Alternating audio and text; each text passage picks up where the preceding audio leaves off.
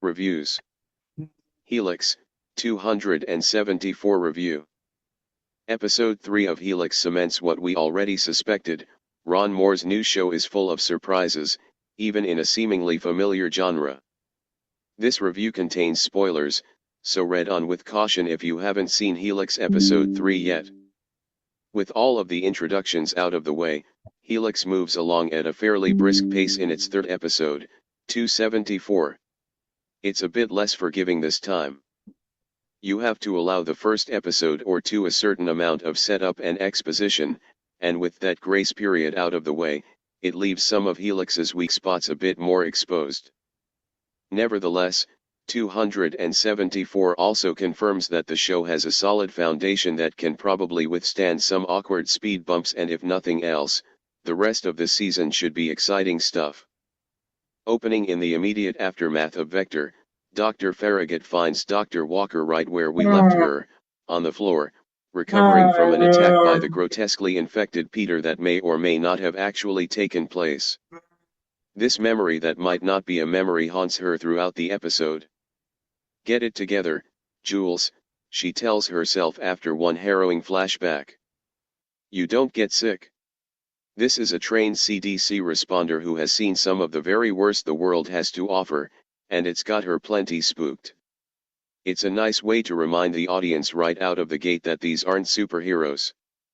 No matter how competent they seem, or how rock solid their ideals appear to be, the cracks are gonna start showing pretty quickly in close quarters with something this horrific. The base itself is quickly becoming a microcosm of humanity in general, and we can see all the archetypes coming into play.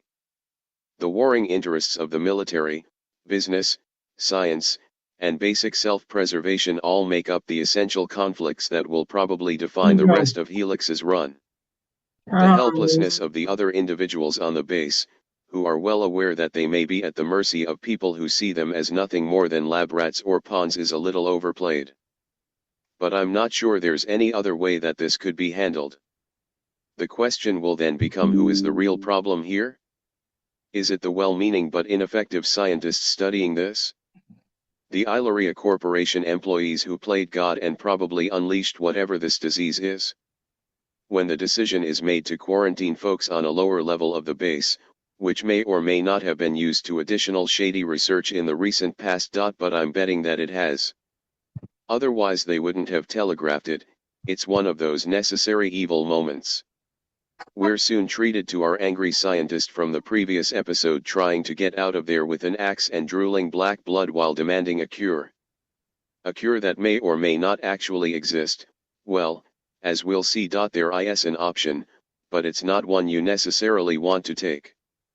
It's already been established that vectors will exhibit aggressive behavior, and now we see one just starting to develop the most visible and gruesome symptoms while also being the paranoid, aggressive jerk that we saw in previous episodes. This should make for some tense moments in future episodes, as paranoia and frustration overtakes these characters, and it will be left to wonder who is genuinely infected and who is just plain old losing their shit. Dr. Jordan and Dr. Walker collaborate to develop a test, and as they dance around the suspicions that the other is infected, I was half hoping for the hot needle in the petri dish of blood gag from Carpenter's The Thing. There's definitely something very wrong with Dr. Jordan. Although whatever it isn't the infection. Now, spoiler warning. The test doesn't work. But honestly, did you really expect it to? Certainly partitioning off the infected and the uninfected so early would have been way too convenient.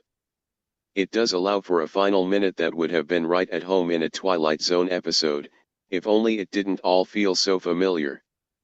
247 does a fine job of advancing the not quite a zombie show, not quite a medical horror show aesthetic of Helix, but I couldn't help feeling that it still doesn't do all that much for the characters. Catherine Lemieux's Doreen Boyle remains a mystery, existing only to swear emphatically in a southern accent and be the show's obligatory hothead. The fact that Dr. Farragut would be forced to take a life despite his lofty talk earlier in the episode was telegraphed from the moment the words left his mouth. There's a dreadful bit of character exposition monologue from Dr. Walker that is fairly inexcusable. The "she's killing people" bit from the nervous scientist that immediately sets off a near riot is so cartoonishly bad that I couldn't help but feel it would be more at home in a Simpsons-style parody of a show like this. Hiroyuki Sanada could use about double the screen time, as he is such a tremendous presence, and Dr. Hatake is by far the most interesting character we've yet seen. Also, of course, you can bet your bottom dollar that if somebody emphatically tells you that there is no cure or there's nothing out of the ordinary going on at any point in Helix, that the exact opposite is true. Despite these hiccups, Helix is still worth your attention, and as the situation spirals out of control, and the cavalry inevitably fails to arrive, it will be fascinating to see some of these characters stretched to their breaking points. Every major character seems to harboring some kind of secret, some likely bigger than others, and I wonder how they'll find time to handle all of them in the remaining 10 episodes. Perhaps as the herd gets thinned, and we probably aren't too far off from the first major character getting their ticket punched, that will help speed things along a little. Like us on Facebook and follow us on Twitter for all news.